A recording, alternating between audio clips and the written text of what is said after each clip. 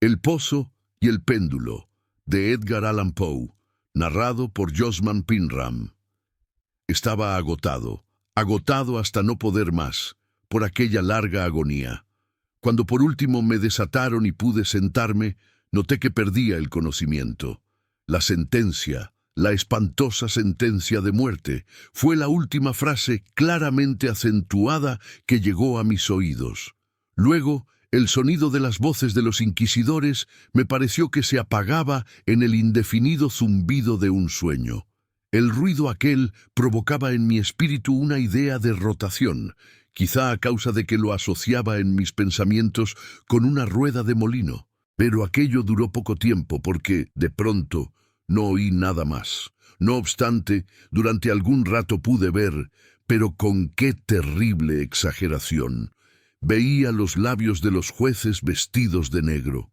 Eran blancos, más blancos que la hoja de papel sobre la que estoy escribiendo estas palabras, y delgados hasta lo grotesco, adelgazados por la intensidad de su dura expresión, de su resolución inexorable, del riguroso desprecio al dolor humano. Veía que los decretos de lo que para mí representaba el destino salían aún de aquellos labios. Los vi retorcerse en una frase mortal, les vi pronunciar las sílabas de mi nombre y me estremecí al ver que el sonido no seguía el movimiento.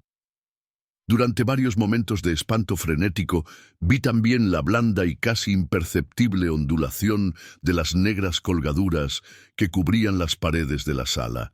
Y mi vista cayó entonces sobre los 7 grandes hachones que se habían colocado sobre la mesa. Tomaron para mí, al principio, el aspecto de la caridad, y los imaginé ángeles blancos y esbeltos que debían salvarme.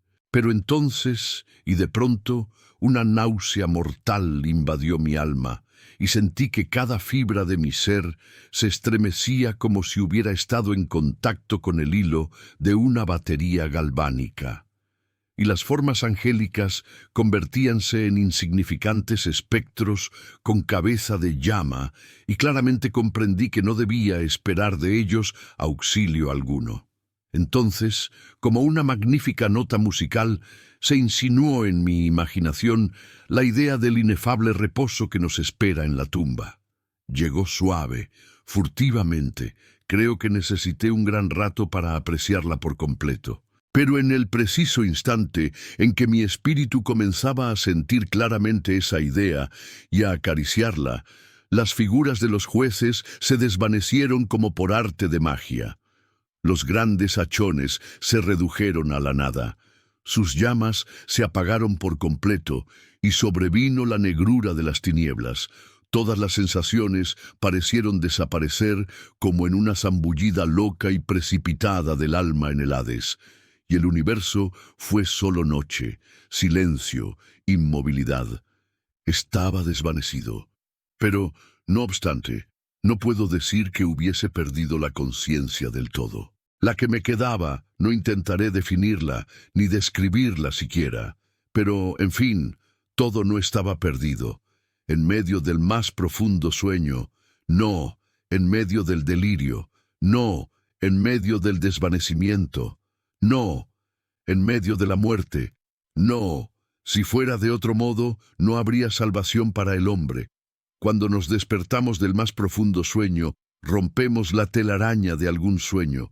Y no obstante, un segundo más tarde, es tan delicado este tejido que no recordamos haber soñado. 2 grados hay, al volver del desmayo a la vida. El sentimiento de la existencia moral o espiritual y el de la existencia física. Parece probable que si, al llegar al 2º grado, hubiéramos de evocar las impresiones del primero, volveríamos a encontrar todos los recuerdos elocuentes del abismo transmundano. ¿Y cuál es ese abismo? ¿Cómo, al menos, podremos distinguir sus sombras de las de la tumba? Pero si las impresiones de lo que he llamado primer grado no acuden de nuevo al llamamiento de la voluntad, no obstante, después de un largo intervalo, no aparecen sin ser solicitadas, mientras, maravillados, nos preguntamos ¿de dónde proceden?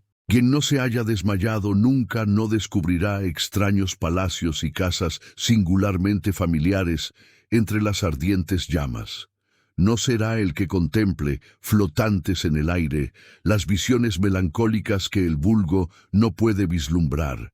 No será el que medite sobre el perfume de alguna flor desconocida, ni el que se perderá en el misterio de alguna melodía que nunca hubiese llamado su atención hasta entonces.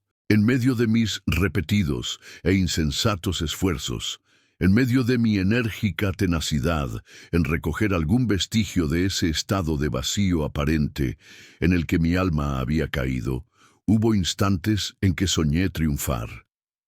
Tuve momentos breves, brevísimos, en que he llegado a condensar recuerdos que en épocas posteriores mi razón lúcida me ha afirmado no poder referirse, sino a ese estado en que parece aniquilada la conciencia. Muy confusamente me presentan esas sombras de recuerdos, grandes figuras que me levantaban, transportándome silenciosamente hacia abajo, aún más hacia abajo, cada vez más abajo, hasta que me invadió un vértigo espantoso a la simple idea del infinito en descenso. También me recuerdan no sé qué vago espanto que experimentaba el corazón, precisamente a causa de la calma sobrenatural de ese corazón. Luego, el sentimiento de una repentina inmovilidad en todo lo que me rodeaba, como si quienes me llevaban, un cortejo de espectros, hubieran pasado, al descender, los límites de lo ilimitado, y se hubiesen detenido, vencidos por el hastío infinito de su tarea. Recuerda mi alma más tarde una sensación de insipidez y de humedad. Después, todo no es más que locura, la locura de una memoria que se agita en lo abominable. De pronto, vuelven a mi alma un movimiento y un sonido. El movimiento tumultuoso del corazón y el rumor de sus latidos. Luego, un intervalo en el que todo desaparece. Luego el sonido de nuevo, el movimiento y el tacto, como una sensación vibrante penetradora de mi ser. Después, la simple conciencia de mi existencia sin pensamiento, sensación que duró mucho. Luego, bruscamente, el pensamiento de nuevo, un temor que me producía escalofríos y un esfuerzo ardiente por comprender mi verdadero estado. Después, un vivo afán de caer en la insensibilidad. Luego, un brusco renacer del alma y una afortunada tentativa de movimiento. Entonces, el recuerdo completo del proceso, de los negros tapices, de la sentencia, de mi debilidad, de mi desmayo, y el olvido más completo en torno a lo que ocurrió más tarde, únicamente después, y gracias a la constancia más enérgica, he logrado recordarlo vagamente. No había abierto los ojos hasta ese momento, pero sentía que estaba tendido de espaldas y sin ataduras. Extendí la mano y pesadamente cayó sobre algo húmedo y duro. Durante algunos minutos la dejé descansar así, haciendo esfuerzos por adivinar dónde podía encontrarme y lo que había sido de mí. Sentía una gran impaciencia por hacer uso de mis ojos, pero no me atreví. Tenía miedo de la primera mirada sobre las cosas que me rodeaban. No es que me aterrorizara contemplar cosas horribles, sino que me aterraba la idea de no ver nada. A la larga, con una loca angustia en el corazón, abrí rápidamente los ojos. Mi espantoso pensamiento hallábase, pues, confirmado. Me rodeaba la negrura de la noche eterna. Me parecía que la intensidad de las tinieblas me oprimía y me sofocaba. La atmósfera era intolerablemente pesada. Continué acostado tranquilamente e hice un esfuerzo por emplear mi razón. Recordé los procedimientos inquisitoriales y, partiendo de esto, procuré deducir mi posición verdadera. Había sido pronunciada la sentencia y me parecía que desde entonces había transcurrido un largo intervalo de tiempo. No obstante, ni un solo momento imaginé que estuviera realmente muerto. A pesar de todas las ficciones literarias, semejante idea es absolutamente incompatible con la existencia real. pero dónde me encontraba y cuál era mi estado. Sabía que los condenados a muerte morían con frecuencia en los autos de fe. La misma tarde del día de mi juicio, habíase celebrado una solemnidad de esta especie. Me habían llevado acaso de nuevo a mi calabozo para aguardar en él el próximo sacrificio que había de celebrarse meses más tarde. Desde el principio comprendí que esto no podía ser.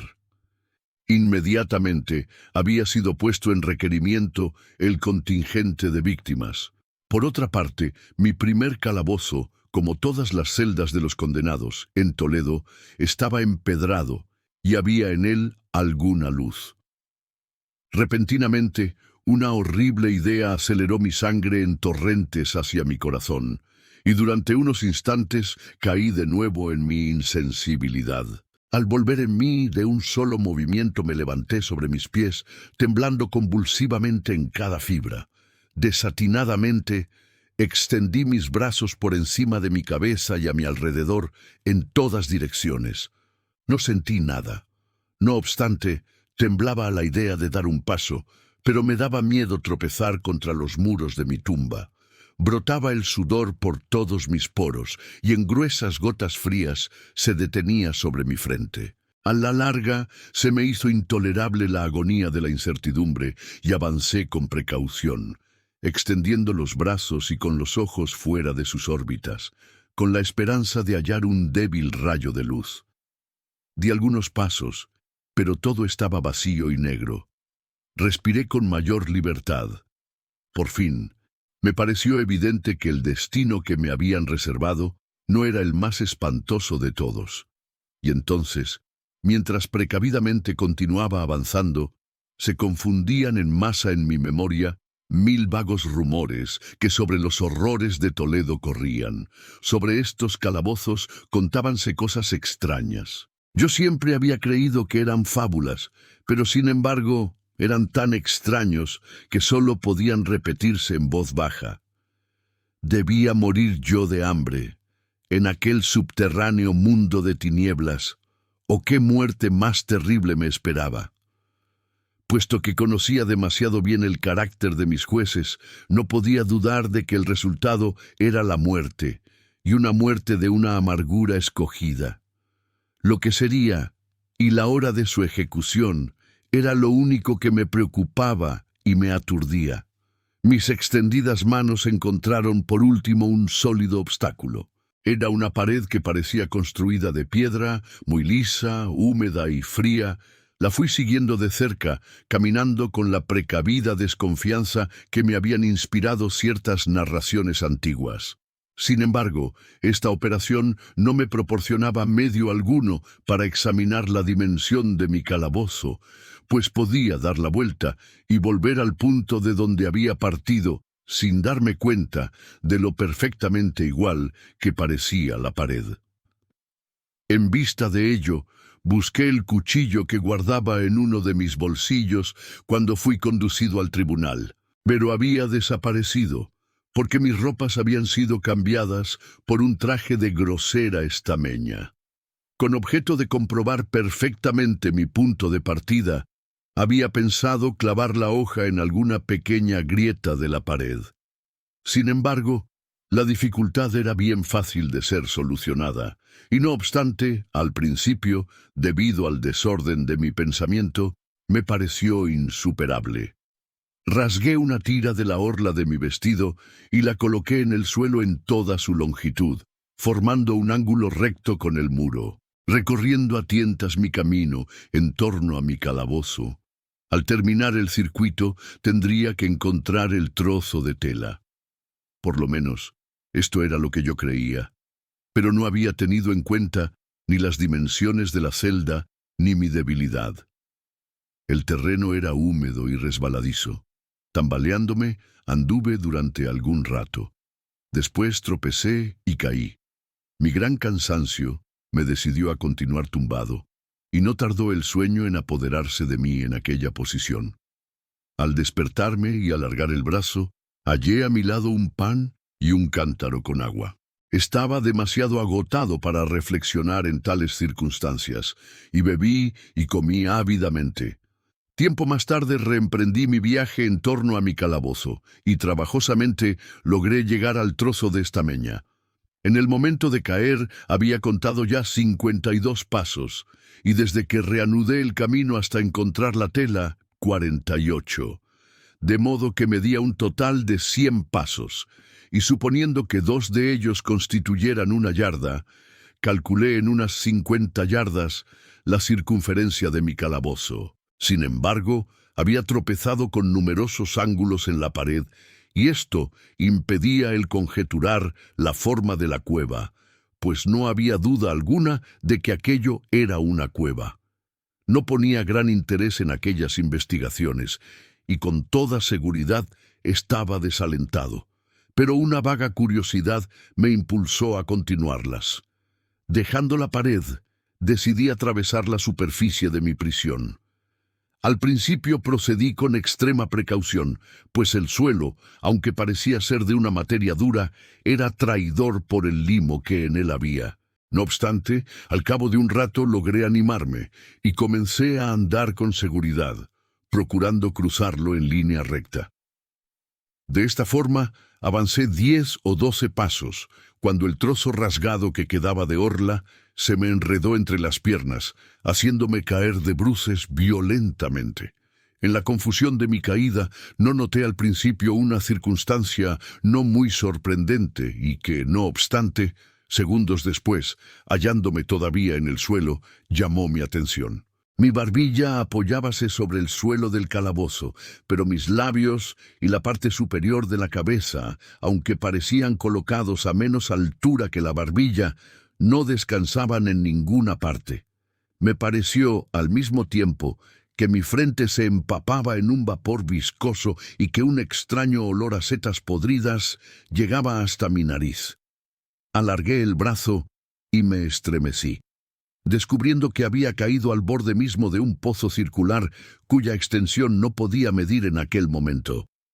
Tocando las paredes precisamente debajo del brocal, logré arrancar un trozo de piedra y la dejé caer en el abismo. Durante algunos segundos presté atención a sus rebotes. Chocaba en su caída contra las paredes del pozo. Lúgubremente se hundió por último en el agua, despertando ecos estridentes.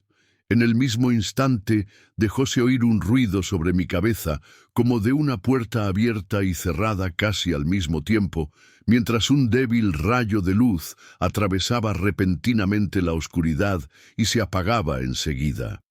Con toda claridad vi la suerte que se me preparaba, y me felicité por el oportuno accidente que me había salvado. Un paso más y el mundo no me hubiera vuelto a ver. Aquella muerte evitada a tiempo tenía ese mismo carácter que había yo considerado como fabuloso y absurdo en las historias que sobre la Inquisición había oído contar. Las víctimas de su tiranía no tenían otra alternativa que la muerte, con sus crueles agonías físicas o con sus abominables torturas morales. Esta última fue la que me había sido reservada. Mis nervios estaban abatidos por un largo sufrimiento, hasta el punto que me hacía temblar el sonido de mi propia voz, y me consideraba por todos motivos una víctima excelente para la clase de tortura que me aguardaba. Temblando, retrocedí a tientas hasta la pared, decidido a dejarme morir antes que afrontar el horror de los pozos que en las tinieblas de la celda multiplicaba mi imaginación. En otra situación de ánimo hubiese tenido el suficiente valor para concluir con mis miserias de una sola vez, lanzándome a uno de aquellos abismos, pero en aquellos momentos era yo el más perfecto de los cobardes. Por otra parte, me era imposible olvidar lo que había leído con respecto a aquellos pozos, de los que se decía que la extinción repentina de la vida era una esperanza cuidadosamente excluida por el genio infernal de quien los había concebido. Durante algunas horas me tuvo despierto la agitación de mi ánimo, pero por último me adormecí de nuevo. Al despertarme, como la primera vez, hallé a mi lado un pan y un cántaro de agua. Me consumía una sed abrasadora, y de un trago vacié el cántaro. Algo debía de tener aquella agua, pues apenas bebí, sentí unos irresistibles deseos de dormir. Caí en un sueño profundo parecido al de la muerte. No he podido saber nunca cuánto tiempo duró, pero, al abrir los ojos, pude distinguir los objetos que me rodeaban. Gracias a una extraña claridad sulfúrea, cuyo origen no pude descubrir al principio, podía ver la magnitud y aspecto de mi cárcel. Me había equivocado mucho con respecto a sus dimensiones. Las paredes no podían tener más de 25 yardas de circunferencia. Durante unos minutos, ese descubrimiento me turbó grandemente. Turbación en verdad pueril, ya que, dadas las terribles circunstancias que me rodeaban, ¿qué cosa menos importante podía encontrar que las dimensiones de mi calabozo? Pero mi alma ponía un interés extraño en las cosas nimias, y tenazmente me dediqué a darme cuenta del error que había cometido al tomar las medidas a aquel recinto. Por último, se me apareció como un relámpago la luz de la verdad. En mi primera exploración había contado 52 pasos hasta el momento de caer. En ese instante debía encontrarme a 1 o 2 pasos del trozo de tela. Realmente había efectuado casi el circuito de la cueva. Entonces me dormí, y al despertarme, necesariamente debí de volver sobre mis pasos, creando así un circuito casi doble del real. La confusión de mi cerebro me impidió darme cuenta de que había empezado la vuelta con la pared a mi izquierda, y que la terminaba teniéndola a la derecha. También me había equivocado por lo que respecta a la forma del recinto. Tanteando el camino, había encontrado varios ángulos, deduciendo de ello la idea de una gran irregularidad.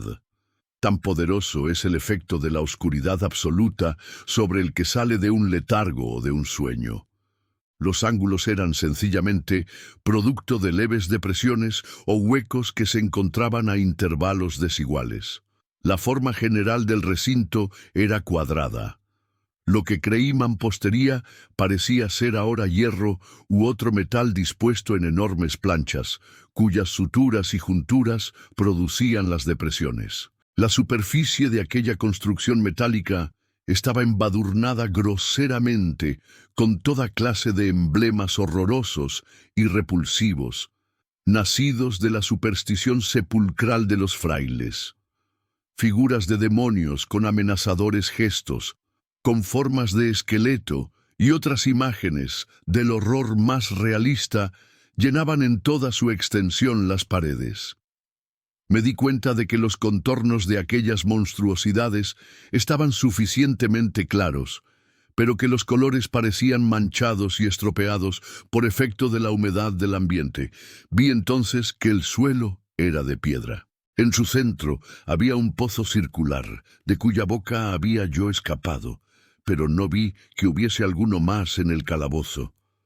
Todo esto lo vi confusamente y no sin esfuerzo, pues mi situación física había cambiado mucho durante mi sueño. Ahora, de espaldas, estaba acostado cuán largo era sobre una especie de armadura de madera muy baja. Estaba atado con una larga tira que parecía de cuero. Enrollábase en distintas vueltas en torno a mis miembros y a mi cuerpo, dejando únicamente libres mi cabeza y mi brazo izquierdo. Sin embargo, tenía que hacer un violento esfuerzo para alcanzar el alimento que contenía un plato de barro que habían dejado a mi lado sobre el suelo. Con verdadero terror me di cuenta de que el cántaro había desaparecido, y digo con terror porque me devoraba una sed intolerable. Creí entonces que el plan de mis verdugos consistía en exasperar esta sed, puesto que el alimento que contenía el plato era una carne cruelmente salada. Levanté los ojos y examiné el techo de mi prisión. Hallábase a una altura de 30 o 40 pies y parecíase mucho, por su construcción, a las paredes laterales. En una de sus caras llamó mi atención una figura de las más singulares. Era una representación pintada del tiempo, tal como se acostumbra a representarle, pero en lugar de la guadaña tenía un objeto que a primera vista creí se trataba de un enorme péndulo como los de los relojes antiguos.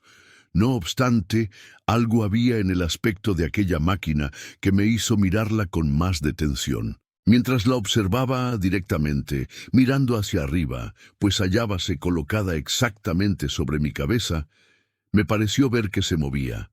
Un momento después, se confirmaba mi idea. Su balanceo era corto y, por tanto, muy lento, no sin cierta desconfianza, y sobre todo, con extrañeza la observé durante unos minutos. Cansado, al cabo de vigilar su fastidioso movimiento, volví mis ojos a los demás objetos de la celda. Un ruido leve atrajo mi atención. Miré al suelo y vi algunas enormes ratas que lo cruzaban. Habían salido del pozo que yo podía distinguir a mi derecha. En ese instante, mientras las miraba, subieron en tropel a toda prisa, con voraces ojos y atraídas por el olor de la carne. Me costó gran esfuerzo y atención apartarlas. Transcurrió media hora, tal vez una hora, pues apenas imperfectamente podía medir el tiempo, cuando, de nuevo, levanté los ojos sobre mí. Lo que entonces vi me dejó atónito y sorprendido.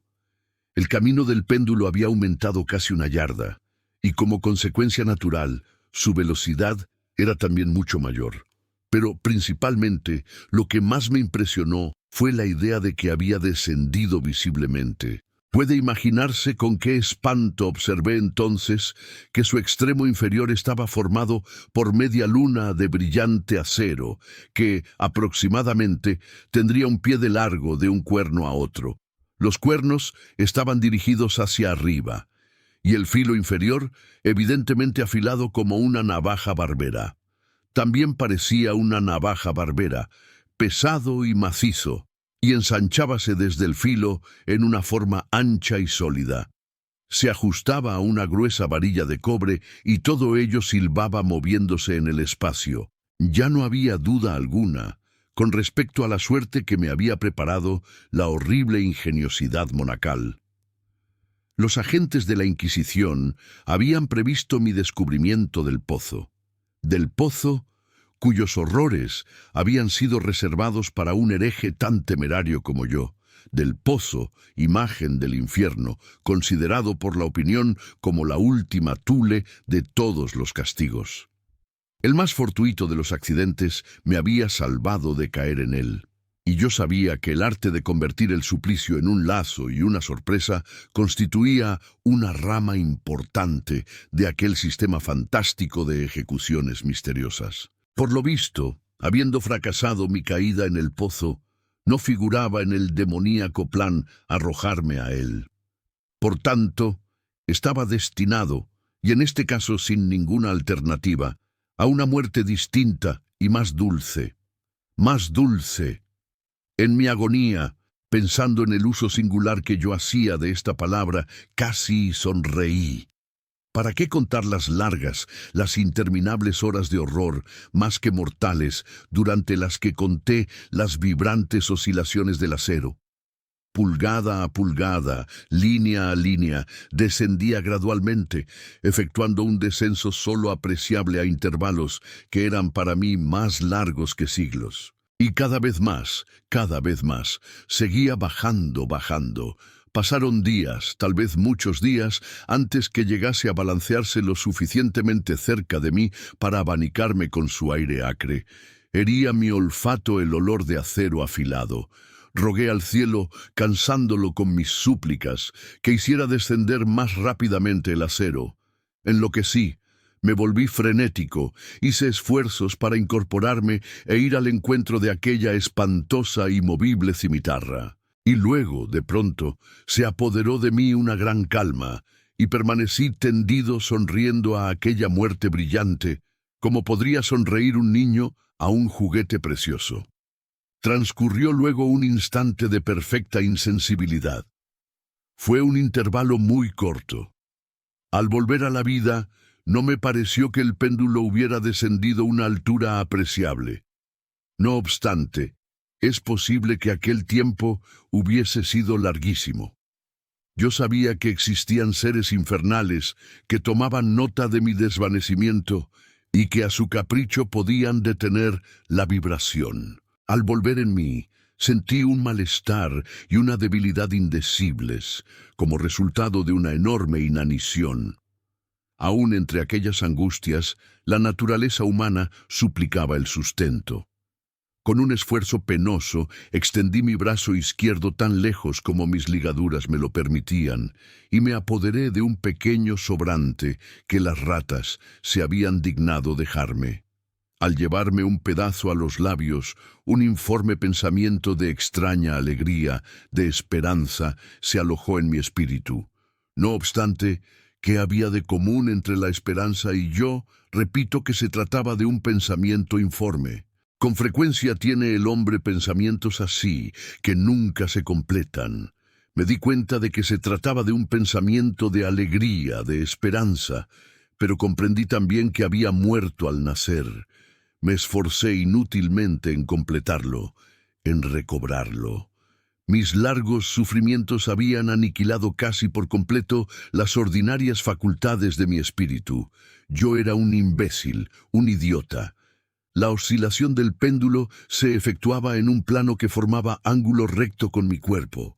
Vi que la cuchilla había sido dispuesta de modo que atravesara la región del corazón. Rasgaría la tela de mi traje.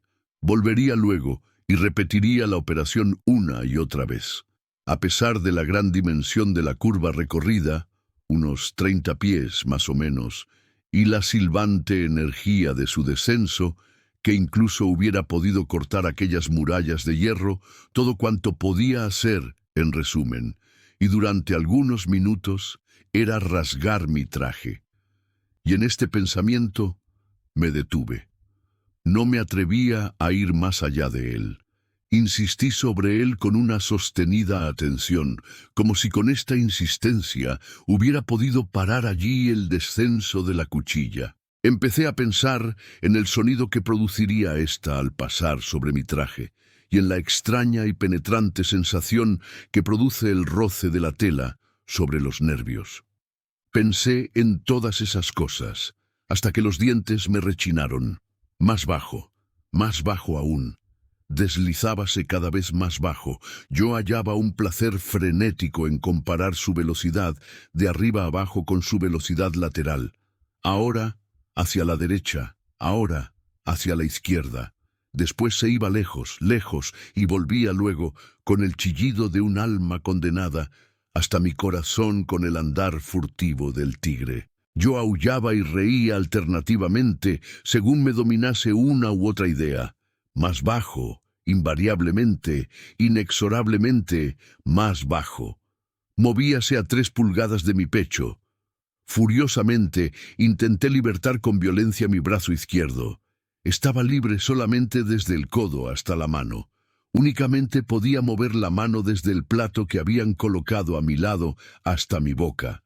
Solo esto, y con un gran esfuerzo. Si hubiera podido romper las ligaduras por encima del codo, hubiese cogido el péndulo e intentado detenerlo, lo que hubiera sido como intentar detener una avalancha. Siempre más bajo, incesantemente, inevitablemente más bajo. Respiraba con verdadera angustia y me agitaba a cada vibración.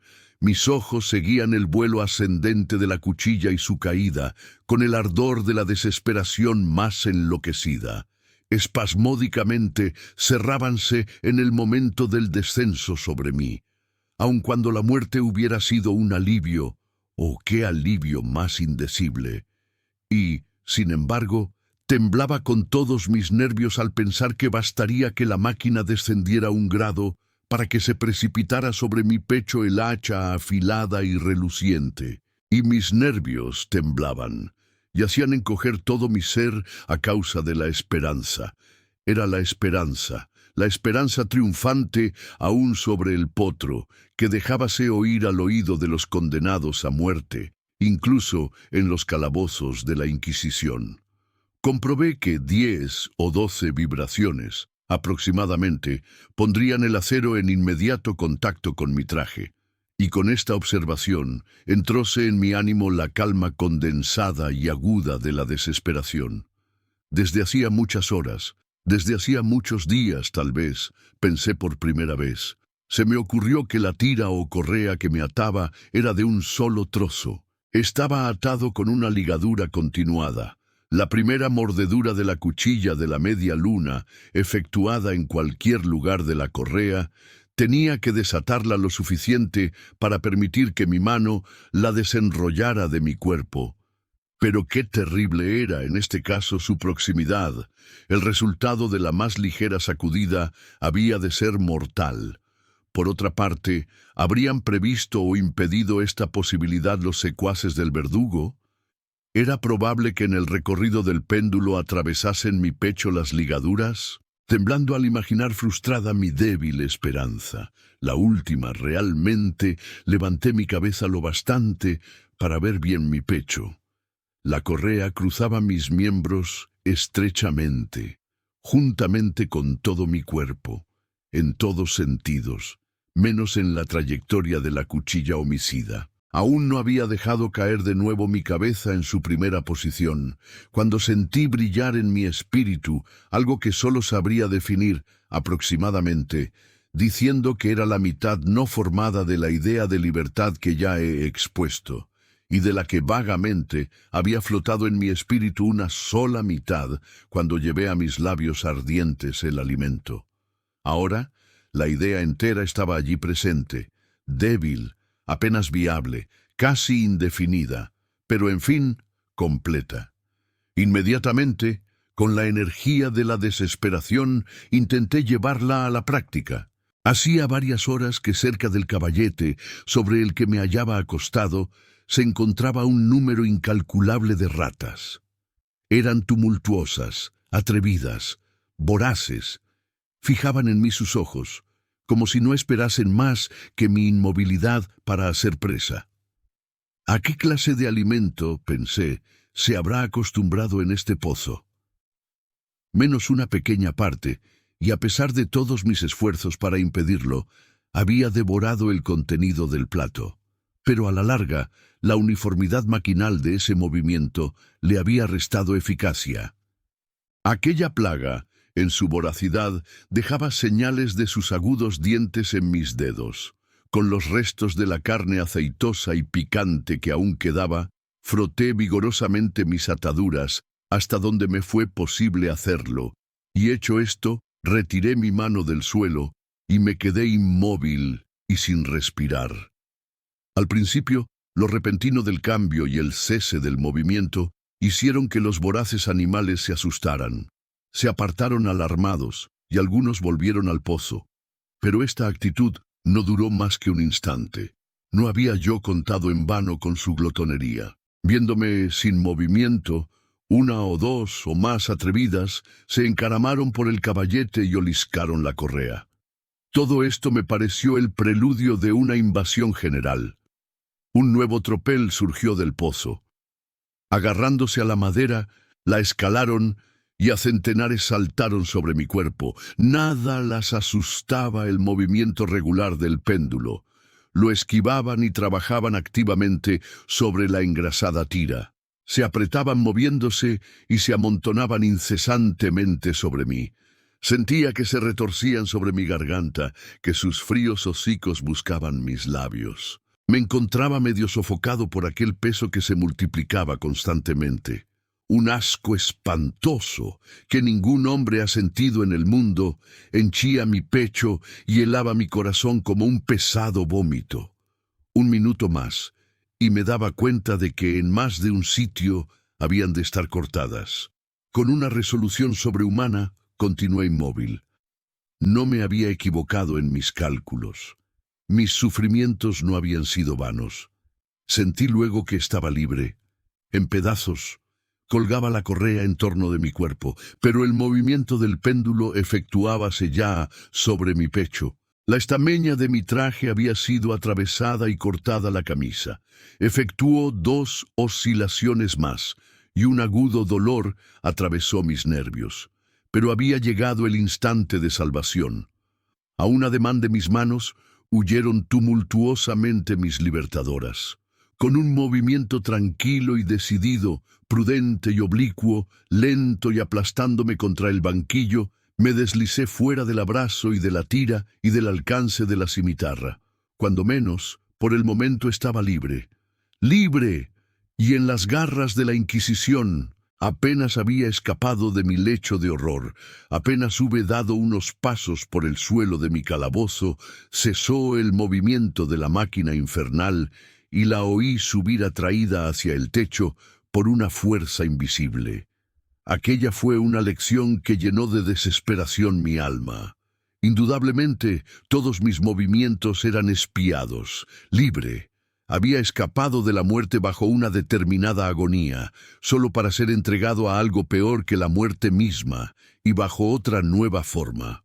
Pensando en ello, fijé convulsivamente mis ojos en las paredes de hierro que me rodeaban. Algo extraño, un cambio que en principio no pude apreciar claramente, se había producido con toda evidencia en la habitación. Durante varios minutos, en los que estuve distraído, lleno de ensueños y escalofríos, me perdí en conjeturas vanas e incoherentes. Por primera vez, me di cuenta del origen de la luz sulfurosa que iluminaba la celda. Provenía de una grieta de media pulgada de anchura, que extendíase en torno del calabozo en la base de las paredes, que, de ese modo, parecían, y en efecto lo estaban, completamente separadas del suelo. Intenté mirar por aquella abertura, aunque, como puede imaginarse, inútilmente. Al levantarme desanimado, se descubrió a mi inteligencia, de pronto, el misterio de la alteración que la celda había sufrido. Había tenido ocasión de comprobar que, aun cuando los contornos de las figuras pintadas en las paredes fuesen suficientemente claros, los colores parecían alterados y borrosos. Ahora acababan de tomar, y tomaban a cada momento, un sorprendente e intensísimo brillo que daba a aquellas imágenes fantásticas y diabólicas un aspecto que hubiera hecho temblar a nervios más firmes que los míos. Pupilas demoníacas, de una viveza siniestra y feroz, se clavaban sobre mí desde 1000 sitios distintos, donde yo anteriormente no había sospechado que se encontrara ninguna, y brillaban cual fulgor lúgubre de un fuego que, aunque vanamente, quería considerar completamente imaginario. Imaginario, me bastaba respirar para traer hasta mi nariz un vapor de hierro enrojecido. Extendíase por el calabozo un olor sofocante. A cada momento reflejábase un ardor más profundo en los ojos clavados en mi agonía. Un rojo más oscuro se extendía sobre aquellas horribles pinturas sangrientas. Estaba jadeante. Respiraba con grandes esfuerzos. No había duda sobre el deseo de mis verdugos, los más despiadados y demoníacos de todos los hombres. Me aparté lejos del metal ardiente, dirigiéndome al centro del calabozo. Frente a aquella destrucción por el fuego, la idea de la frescura del pozo llegó a mi alma como un bálsamo. Me lancé hacia sus mortales bordes. Dirigí mis miradas hacia el fondo. El resplandor de la inflamada bóveda iluminaba sus cavidades más ocultas.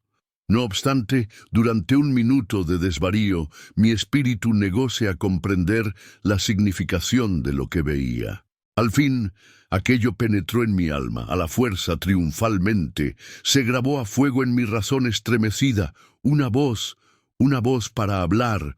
¡Oh, horror! Todos los horrores menos ese. Con un grito, me aparté del brocal, y escondiendo mi rostro entre las manos, lloré con amargura.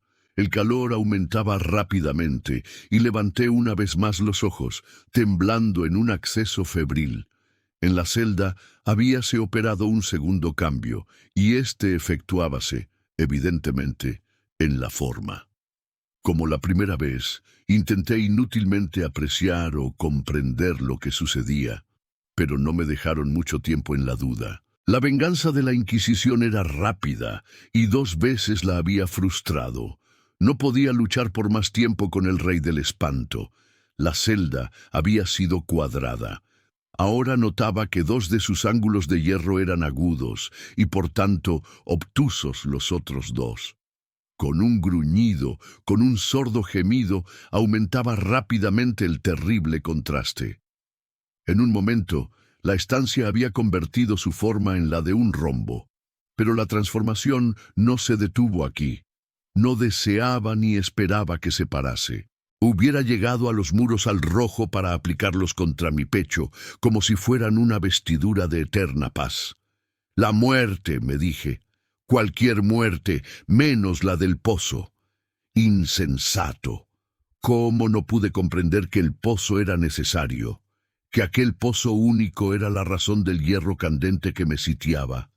¿Resistiría yo su calor? Y aun suponiendo que pudiera resistirlo, podría sostenerme contra su presión. Y el rombo se aplastaba, con una rapidez que no me dejaba tiempo para pensar. Su centro, colocado sobre la línea de mayor anchura, coincidía precisamente con el abismo abierto. Intenté retroceder, pero los muros, al unirse, me empujaban con una fuerza irresistible. Llegó, por último, un momento en que mi cuerpo, quemado y retorcido, apenas halló sitio para él, apenas hubo lugar para mis pies en el suelo de la prisión. No luché más, pero la agonía de mi alma se exteriorizó en un fuerte y prolongado grito de desesperación. Me di cuenta de que vacilaba sobre el brocal y volví los ojos, pero he aquí un ruido de voces humanas. Una explosión, un huracán de trompetas, un poderoso rugido semejante al de 1000 truenos. Los muros de fuego echáronse hacia atrás precipitadamente. Un brazo alargado me cogió del mío cuando, ya desfalleciente, me precipitaba en el abismo. Era el brazo del general Lasalle. Las tropas francesas habían entrado en Toledo. La Inquisición hallábase en poder de sus enemigos. Fin. No olvides suscribirte y activar la campanita. Nos vemos en el próximo video.